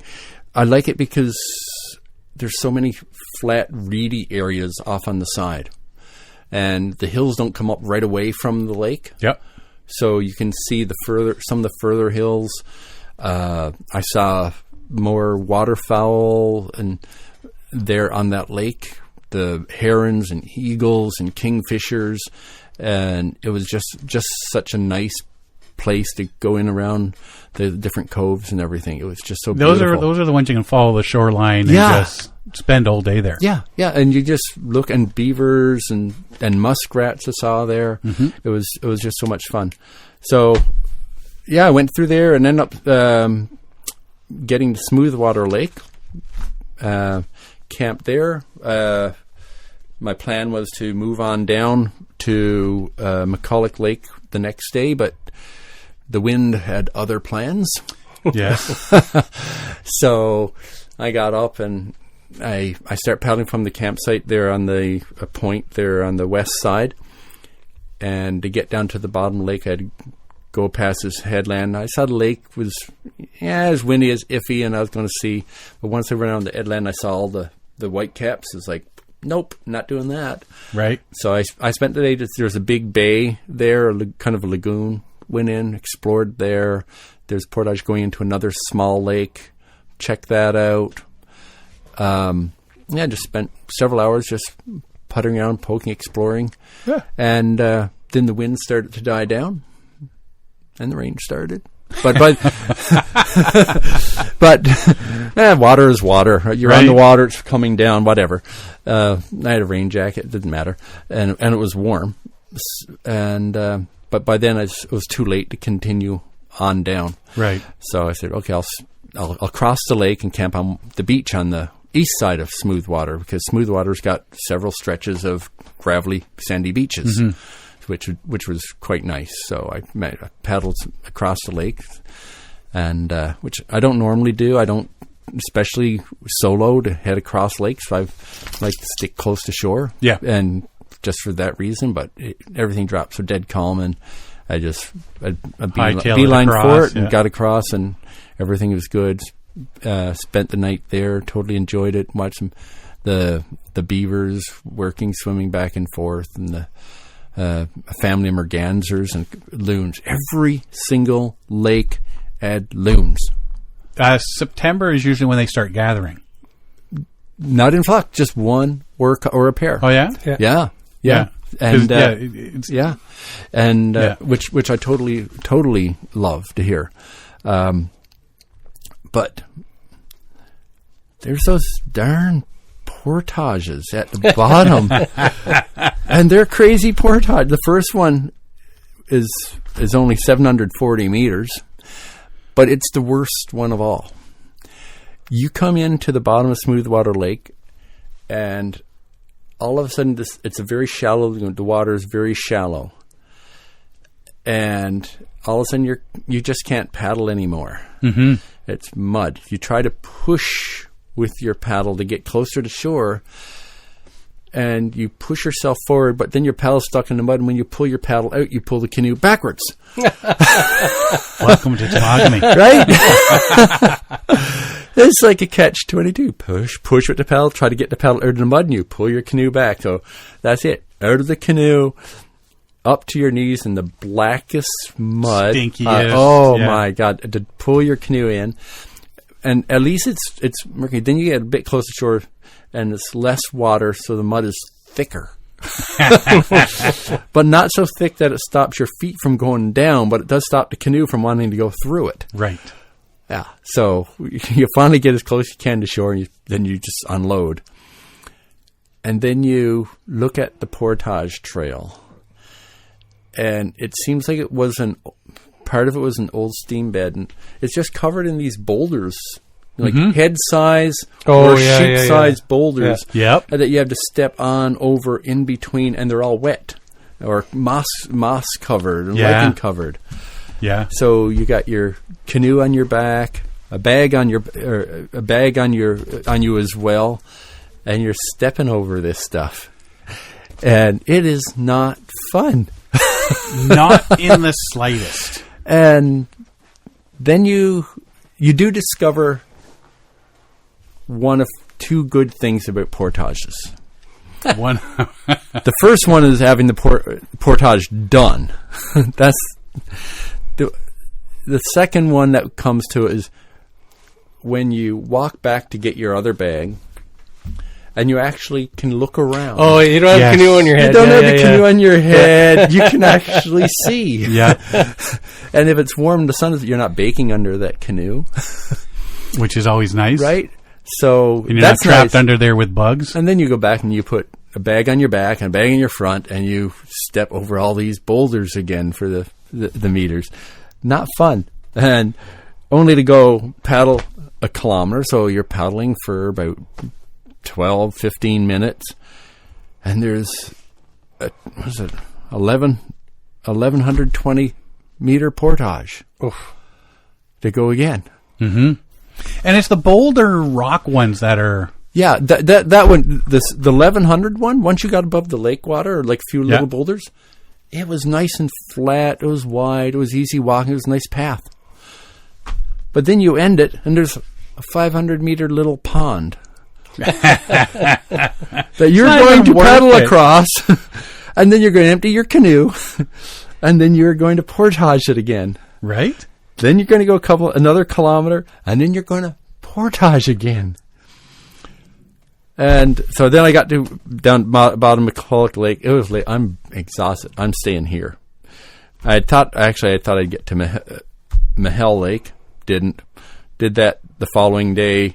Ended with the 1,290 kilometer portage from Mahel Lake into Scarecrow. Mm-hmm. Yeah. You've been to Scarecrow, have you not? I have, yeah. Yeah. So from Mahel Lake from the north? No, from below. Oh, okay. From up through Wood Lake stuff. Yeah. Okay. Yeah. So, well, you didn't have that. It doesn't really take long to throw off your entire schedule. No, it doesn't. Yeah. When you start. So anyway, I pulled in the Scarecrow, and that's when I thought, I looked, I'm going to rest day. This is where I want, from Scarecrow, I got Ishpatina Ridge. Yeah. Mm-hmm. So I was sitting around one day. I said, it's all cloudy. It was real foggy. So I was like, I didn't come here to go top of the highest point in Ontario to see nothing, to look at fog. Like, my trip ends in Newfoundland. I'm going to see some. So there's another trail that comes in that will lead to Ishpatina Ridge that comes along the west shore of Scarecrow Lake, and it comes from Stull Lake. Okay. And it leads over from some of the old logging roads. Right. So I explored that path, and it's well flagged. It's not maintained at all. No. There's one short stretch of it that you go through a bit of a wildfire and trees have fallen down over it. But it's well flagged, and I followed it for about 4 kilometers out till it got to one of the old skid roads from Stull Lake. Right. And by then it was like, okay, it's 4 kilometers. I explored it, and I knew where the skid road went, and so I was taking a lot of pictures of fungi. Right on. A lot of pictures. I have a friend. She goes crazy over fungi. She pictures fungi. Take her on hikes. We're delayed. She saw a mushroom. So I took a lot of pictures of fungi, and I like taking pictures of the small things anyway. Yeah. But after all, I'm out there. I want to do things and record. And you want to remember it, exactly? Right? Yeah. And there's dozens of different varieties just growing everywhere. Yeah. Just me and all these fun guys. Yeah. Yeah. So the next day, it was woke nice and sunny. I says, hey, off I go up the Ishpetina Ridge. And had a walking stick that was carved by a friend in Hope, BC. And what he does, he carves these walking sticks, and he goes on walks and hikes, and he leaves them for other people. He has a little little card on it saying, hey, here's a stick. It's carved in Hope, BC. Take it, keep it, or pass it along. Whatever. And that's what he does. So he's done it. So I says, hey, make me one. I'm going to bring it to the top of the highest point in Ontario and leave it there. Oh, did you? Yeah. Right on. Yeah. So, so if anybody's listening and found us, it's leaning against the southeast leg of the fire tower on Ishpetina Ridge. A beautifully carved. Is there a tag that says it's for whoever wants it? Absolutely. Okay. First come, first serve. Somebody's going to be going, some sucker lost his stick. Mine now. Yeah. Yeah. No, maybe he'll come back for it. Leave it. Yeah. Right. Yeah, like that's going to happen. So, yeah. But I've been 8 years in the Okanagan. It's semi-arid. Oh, it's 99% humid there. There's the cedars. It was hot. It was sunny. You know, all the moss, you're surrounded by all these water bodies. Yeah. And I was sweating like a pig going up. Oh, yeah. So I get up. The first thing I do is I take my shirt off. I throw it over one of the metal struts for the tower. Let that dry off a bit. Well, I get pure Anglo-Saxon blood here. My time up there, I got a good sunburn on my back. Oh, right? Wow. Mostly while cleaning up glass that somebody smashed against one of the things. And I just want to say, I know the friends at Temagami do a wonderful job. They do. Yes. Oh, with the portages, and their thunder boxes are awesome. Yeah. Right? It is so nice not to have to grab onto a grunt stick. Right? Yeah. So, that's when we go, one of the things we do when we find the site is, okay, let's go check out the sites. Okay, well, there's flat spots here. And while you're checking out tent sites, the other person is looking for the thunderbox. No, it's almost destroyed. Okay, next. Yeah. Yeah. So I'll say Ishpetina Ridge, and I can see from there's geocaching, number of other people go there. Some people purposely go to the highest points instead of one of their things to do. And it's in a park. It's in a provincial park. I would think that BC Parks, when they took the bottom part of the ladder... Oh, Ontario Parks. Yeah, Ontario Parks, sorry. I said BC, didn't I? Yeah, sorry. Your West Coast is showing. Right? Yeah. Oh, yeah. The Newfies West Coast is showing. But you'd think when they took the bottom part down, they wouldn't just let it crash to the ground, get crumpled up, and leave it lying around like a bit of scrap iron. Mm-hmm. It's in the park. Why they didn't clean up this site? Like the little bits when they dismantled so people couldn't go up. take it away. It just seemed a shame to me that they would just leave scrap metal lying around on the ground where people purposely head to. Up, but yeah, anything that's all scrap, if you can get it out, get it out. Yeah, and I suppose that's it. They hiked up and they did it, and I suppose at one point in time they might have had an area where a helicopter would land, but I don't know. It just seems a shame that they're. I know there's a way. I'm sure it's just costs, but it just seems a shame to have a bunch of scrap metal lying at the base of that tower on the top of Ishpatina Ridge, right? And then for whatever yahoos decided to break glass out there in a winter party, and so you're going to find that everywhere these days. Yeah, spent an hour and a sunburn cleaning up the glass and lugging it back down, and so. But there's those of us that still do that sort of thing. Yeah. As, doing your little bit of a clean up as you go sort of like deal. You say, it's just you go up, you would enjoy it and stuff like that. It's funny was I went to the Canadian Canoe Museum today. Oh, right on. It's like my mecca. Yeah, it's like I'd wanted to for so many years, and I was reading one section there about reconciliation and the land and appreciating when you go out. One way of showing reconciliation on the land is just going out and appreciating the land for being the land. Absolutely. And being good to the land. So it's like just if you can do something to show that you appreciate that land that you were just enjoying, do it. Yeah, we just have a thing with the Junior Canadian Rangers that we work with when we take the kids out. Wherever we go, before we leave, our plan is to leave it better than the way we found it. Not the same. If there's any way to leave it better, we leave it better. Right.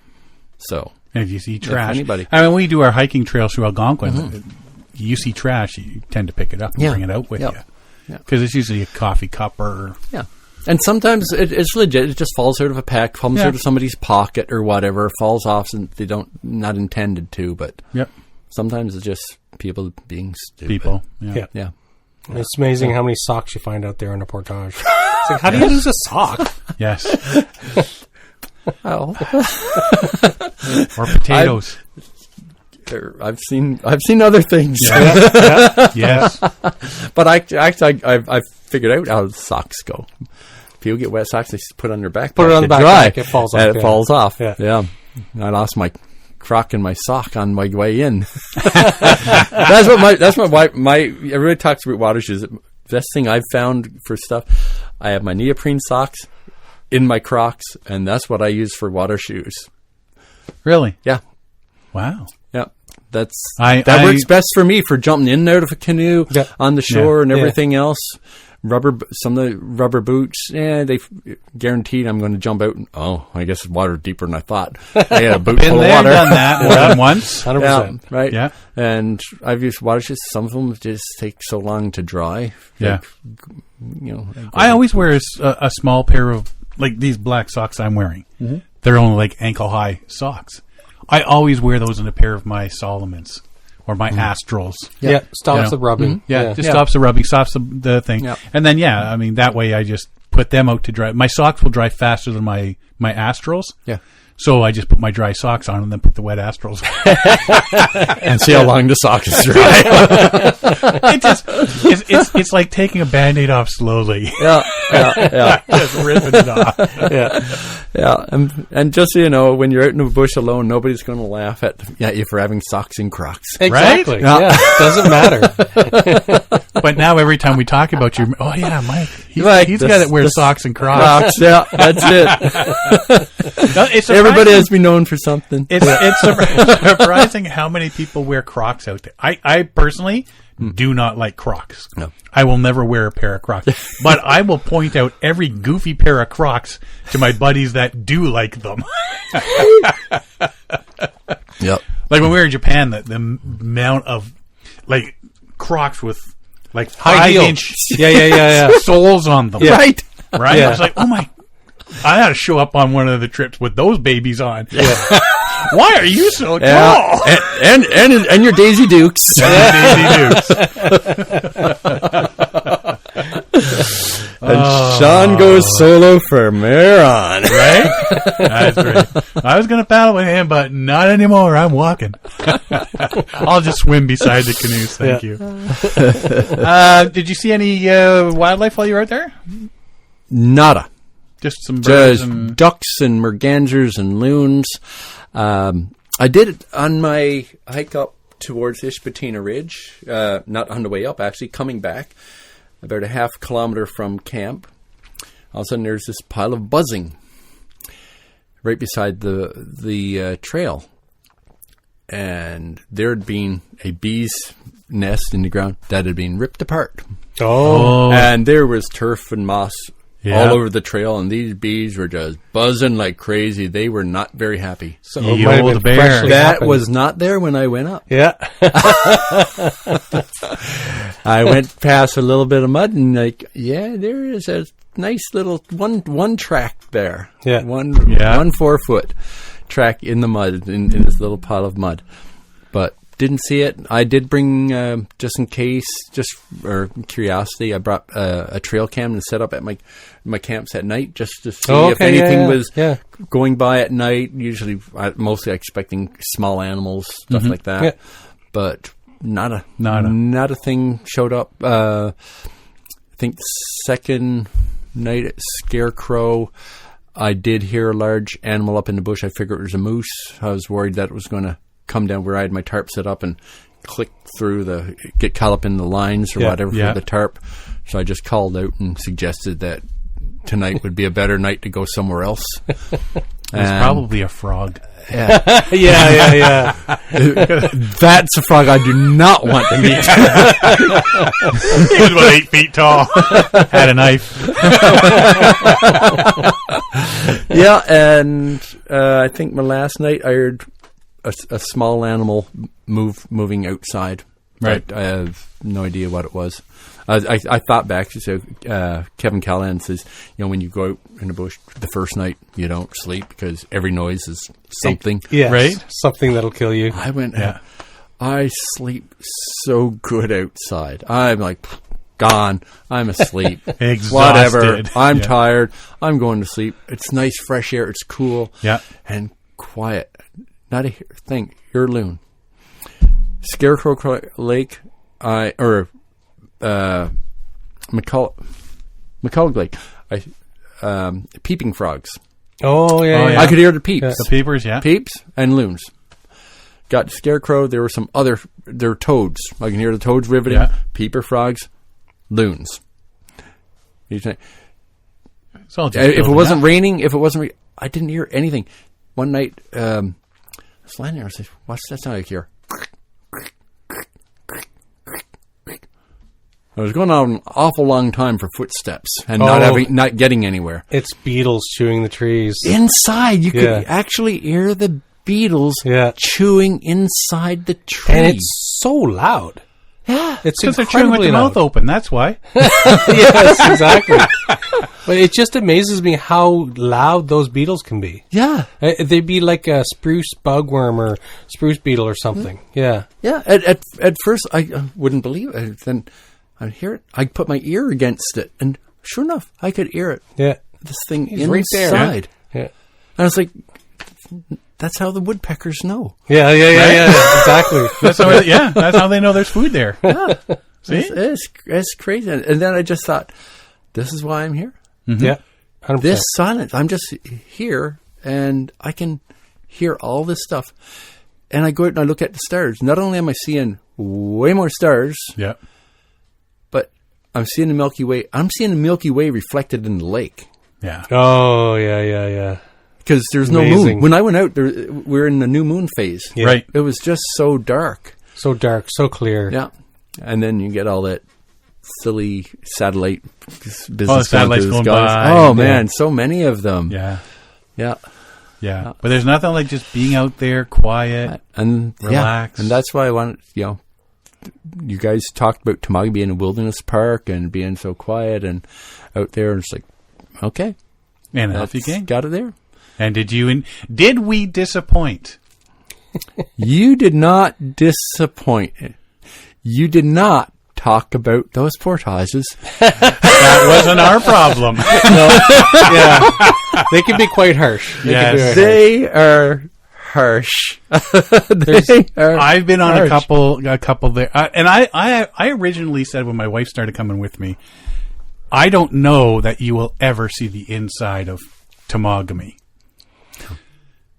There's been a couple of times where it's like, you know what, you just walk to the end slowly. I will bring everything, because it's like you say, it's just you're going from boulder to boulder to boulder. To Oh boulder yeah, to you got to watch boulder. your step. And you're just looking at it and like, okay, I know what to expect. I've almost slipped and broken an ankle on solo trips. So I know what's coming. You just take your time. Don't worry about getting all the gear. Here's a backpack. Take that. Here's your walking sticks. You get there when you get there. I may pass you 4 times with all the gear. Right. But, some of the portages are just like nuts. They are. Absolutely nuts. But isn't that what kind of limits the number of people going in It there? And does. that makes it so rewarding when you keeps get it there. very private. Right? Yeah. So Yeah. anyway, coming out, I decided I'm doing every single one of those and getting it all over within one day. And I did. I'd rather have one day of misery than bad misery than 2 days of moderate misery. Right? Just Get it, rip the Band-Aid off. get her done. Yeah.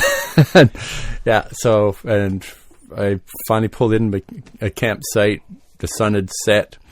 All of a sudden, clouds came out of freaking nowhere, and the wind came up. And so I was just, I set up the tent. I sent a message off saying, I'm safe. I'm off the water. I'm going to bed. And I did. That's it. I'm too tired to eat. Right? Oh wow. Oh, I've been there. I had bannock for breakfast. I had a little baggie of nuts and chocolate chips and everything during the day to eat. And I went to bed. If I'm traveling solo all day in cold, rain, wind, and you're just fighting winds, and the portage, like all of a sudden all these rock portages are sprouting, and it takes so much out of you. You get there, you set up a tarp, you set up your tent and everything, and you're just like, I have no energy left to start a fire, to make food. Yeah. I'm just getting into some warm, dry clothes. I'll lay down for a bit. Next thing you know, oh, it's morning. All right, I got extra food in case I have to stay an extra day now. Yeah. Because you're snacking all day sort of thing, right? But I know you've mentioned in the past that you don't eat as much on when you're out. Yeah. So for me, I wanted to do this. I used to do quite a bit more when I lived up north. And then I moved into Okanagan and got soft like so many other people. Because it's where everybody goes when you want to be soft. Right? And I just said, I need to do this and remind myself this. What I reminded myself is that I always overpack, and I overpacked on this too. And it's heavy. You're preaching to the choir, sister. Especially when there's freaking portages. If you're going to Yukon River and the current will take you, even if you do no paddling at all. Oh, I'm bringing a fridge. No portages. Exactly. With a really long extension cord. Yeah. And that's it. Is like, okay, well, where are we going? Oh, well, there's no portaging. All right, get my cooler. I'm bringing enough ice and cold food for a couple of days. Yeah. But, there's 18 kilometers of portaging. All right, let's see what kind of dried foods we have. And there's plenty of water already there. Right? Oh, yeah. Oh, we've been on trips, and you're watching people bring in bottled water. Oh, and you're just like, what? And bags of firewood. And you're just, I don't have the heart to tell you. Just don't. there's wood out in the woods. Oh, yeah. You can't see the woods for the forest. It's like, wow. But yeah, the bottled water and stuff like that, you're just like, yeah. It's crazy. Yeah. I just went and bought myself one of those little Sawyer things. Like I have the platypus. It's great when you camp. You got several people. You know you're going to be there. Set it up. The thing drips. You're doing other things. Yeah. Look, I got 3 liters of water. Whatever. Yeah. But with Sawyer, I can water bottle, fill it up, squirt it into another bottle, or directly into my mouth. Well, we have the grails. Mm-hmm. So you fill it up and then you push the filter through it, and then you just drink from the water bottle, right? I was wondering because actually the first time I ever heard about grails was on this show, and you guys were doing reviews. I was wondering, I was doing some other reviews or reading some reviews, and some people are saying, they kind of clog very quickly, and it's almost impossible to press that damn thing down. No. I mean, it is tougher to push down. Yeah. But it's getting everything out, and then once you get it down, it's not as bad as I say. Oh yeah. You know. But I mean, back when we got ours, I think we still had the MSR pumps, right? Yeah. I'd take that grail over and bumps any day of the week. I had a Catadin. It weighed about 3 pounds. It had a big ceramic filter. Yeah. But I could have sucked water from a sewer and drank it after that. But really, I don't go camping in many sewers. No, you know what? We got the 4 liter platypus there that we'll just, like you say, fill up a bag. You hang it. Yep. When you're doing stuff, it filters in. Yep. Then we'll hang another one just to be ready. Yep. And then we use the water for refill our water bottles and for cooking and stuff. And then we set that other one up to go. And that way in the morning we can refill whatever we've got and for breakfast and whatnot. And then use the rest to put out your fire. Yeah. Right? Yep. And then off you go. Yeah. And it's so easy to clean. You just, you got some clean water. A bit of flip clean water left, flip it over and let it flush it out. Yeah. Yeah. And the fact that if it's really hot out, you can just scoop up water from the lake and you put it up a bit higher on your gear, and then the hose comes down and fills the bottle under your seat. Yeah. Right? You can have it going and then you get to a portage, you've got 4 liters of water to... grab cleaner water out the middle of the lake. Let the filter last longer. Yeah. Yeah. Yeah. Mm-hmm. So you enjoyed Temagami then? I did. And I will be back closer. I've already told my brother, I said to him today, I said, so... Get the hernia fixed. He did that. Okay. He got that done. And I says, so you want to do another trip? He says, yeah, sure. I says, okay. So I'll plan one out.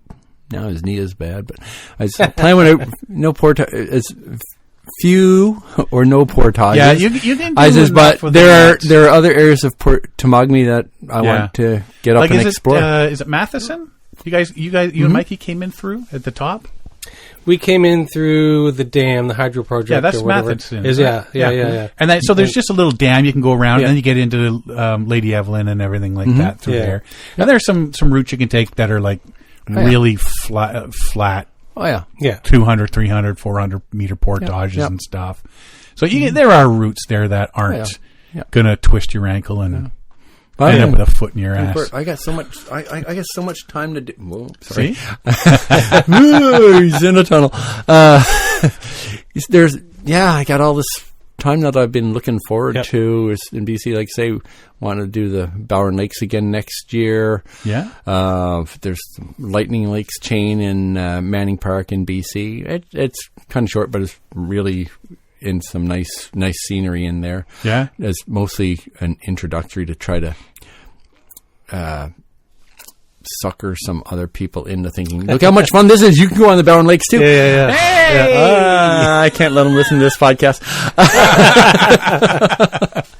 But you know what? Like, when we were younger, everybody was, we're going to the islands.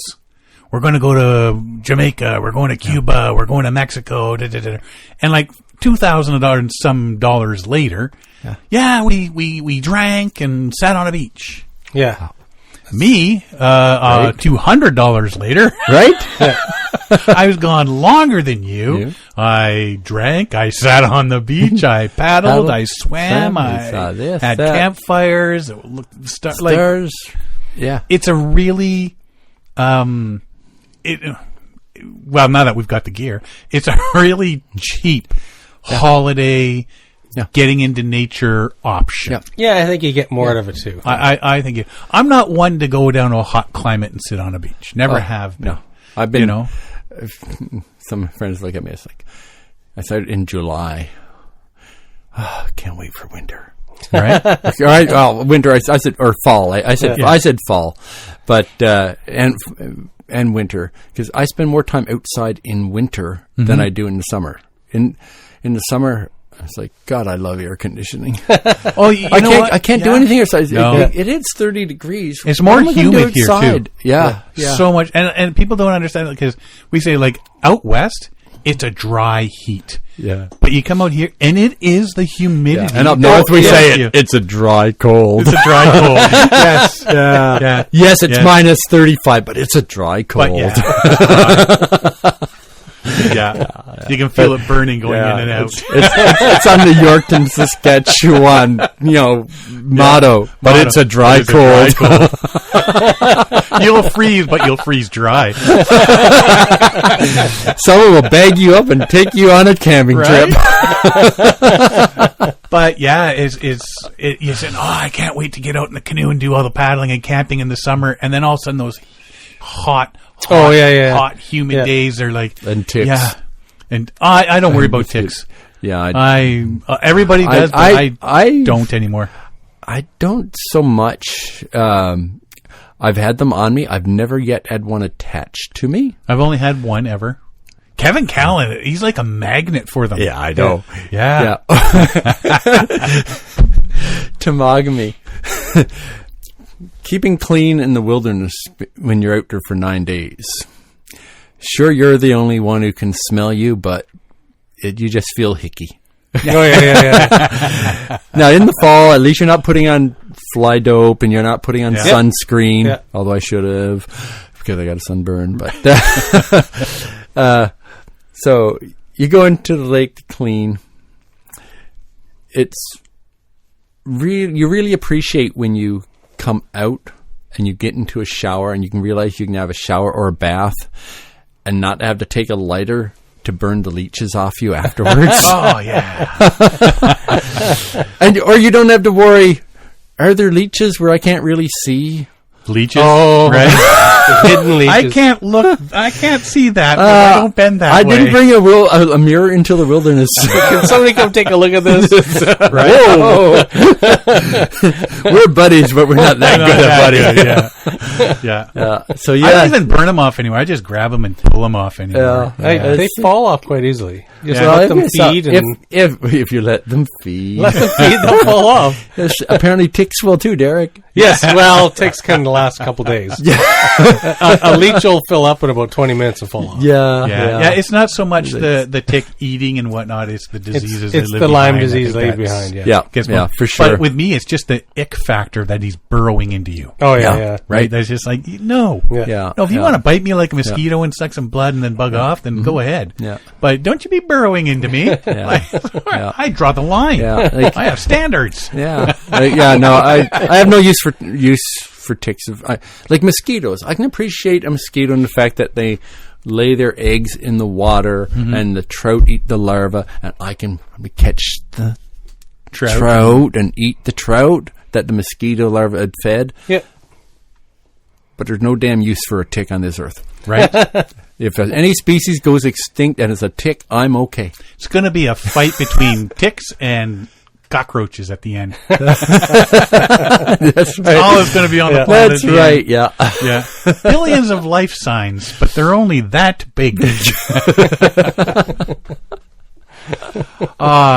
know what? It's nice to talk with somebody else that's paddled a bunch of places that we haven't and have. You know, Temagami, love going there.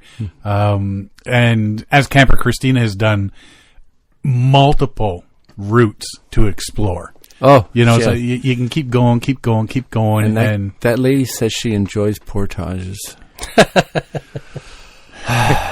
Sadist. We didn't say she was our smartest friend. No, you know, I mean, there's ups and downs to the portages. I mean, yeah, I like the second half. Even Bill Mason said that, right? Like, coming back without, like after dropping off the first load and coming back and seeing everything is the best part of a portage. Yeah. So. Speaking of Bill Mason, I remember back in the early shows when you guys started. Yeah. It's a Bob Azumi radio or something like that. Reno Viola. Yeah, right. Yeah. And Derek didn't know who Bill Mason was when you mentioned him. Right. Yeah. Yeah. I thought he was more worldly than that. Yeah. Bill who? Yeah. Now he knows. Now he knows everything. Yeah. The education he's gotten over the years. There's days where we just science the hell out of stuff on here. It did help when he found out that Bill Mason made videos, not just wrote books. Right? Yeah, it did. And that Massasauga rattlesnakes are poisonous. Well, they tend not to bite. They tend not to bite. Apparently they only bite if you put a part of your body in their mouth. Yes, right, exactly. Right. Yeah. Well, he put it there. In my defense, he put it there. So when you do your trips, do you post pictures or anything on any social media? Do you tend to? I do. That? I just on my regular Facebook page. I kind of did a bit on Instagram. Mostly it's just Facebook page. I do. Okay. I just put my pictures are out there, so people can see what some of these places look like that you're actually paddling. Yeah. Awesome. Yep. Yeah. So you were heading from Ontario. You've gone from BC to Ontario. I'm heading to Newfoundland. And you're heading all the way to Newfoundland. Yes. Are you going to do some paddling there? If I can, I'm leaving my canoe here at my brother's now. But if I can find a canoe to borrow, I want to paddle on the Humber River, which I grew up on. Okay. And Deer Lake, that area. Just a little bit. My future plans, there is to like to spend some time actually paddling more in Newfoundland and exploring. Right. This summer wouldn't have been very good because the forest fires and the water all over the entire province is exceptionally low. Right. So, but yeah, I saw some news. I saw some video and photos like the Humber River. If you're going to paddle it amazes me that there's so many logs left over from the 1800s from all the log drives. Have you seen that, eh? It's incredible. And I would love to get my hands on a few of those logs to do some woodworking with. But that's those things are... Let's see if I can bring one back. Yeah, I don't think your car can carry it. Okay. No, they were all cut in 4-foot lengths. Oh, why 4 foot? To fit them on your car. Because they were all handled by hand. Yeah? And they were loaded aboard... all those when they were floated down the river. Yeah. Because my dad, he was a guide. So in the wintertime, he was off every second month. He'd spend a month caretaking at the cabin for a paper company that had this lodge that they would invite their paying guests and stuff to for salmon fishing. And in his month off, he would, as a private contractor, cut wood for the pulp mill. Oh, okay. So, and myself and did it. We used to actually haul the wood from the woods to the river or the lake and set them up on the ice where it would become scaled, and in the spring the ice would melt and the logs would float into the river. Right? Yeah. We used to use a horse to pull the logs to the river. Neat. And so at the time when they were flowing them down the river and into the lake, they were all cut in 4-foot lengths because they were all loaded on the horse sled or truck by hand. People with a big metal hook in their hand, they would hook it in one hand end of the log and toss it. Yeah. And I mean, as kids, we would be helping our dad do that. Oh yeah, quite a young when as soon as we can lift the log. Mm-hmm. And we're other things that workman's work safe wouldn't necessarily approve of these days. Well, the whole child labor. But that's another story. But so they're 4-foot length. So if I can find one, I'm coming back this way in November.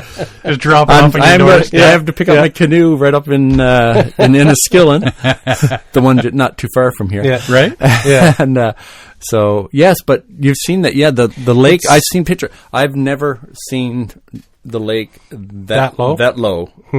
Ever. And I'm older now, so it's been a few years. Yeah. So I saw pictures too, and they were actually going out and taken advantage to clear up some of the Clearing logs it out, that have been just skidders out that there were because just- the water's so low. They're just grabbing the logs and piling them up and just take them away. Yeah, because they just to clear up the bottom of the lake and get the wood out of there. Yeah. But most of it would be fir and spruce. Yeah, Well, it would old all be growth fir and spruce too. Like Yeah. nice tight rings, dense wood would be good. Well, Newfoundland's like that. They don't grow. It's a slow growing growth, season. yeah. So Yeah. apparently, even though the trees don't grow very big, the amount of fiber per whatever cubic centimeter or meter in the logs that they get from Newfoundland Yeah, is a higher percentage because it's a denser wood. be denser, 'Cause- almost like yeah. a hardwood. Yeah. Yeah, So I'll bring back a log. excellent. Someone shows up with this door to step with a big log. And I'll bring back a log and how about a stout dildo? What? The Dildo Brewing Company. Okay. A town in Newfoundland called Dildo. Dildo, yeah. There's a brewery. And they have a nice dark stout. Yeah, Stout dildo. Nice. It's called the Stout Dildo. So I can bring back some Dildos and wood.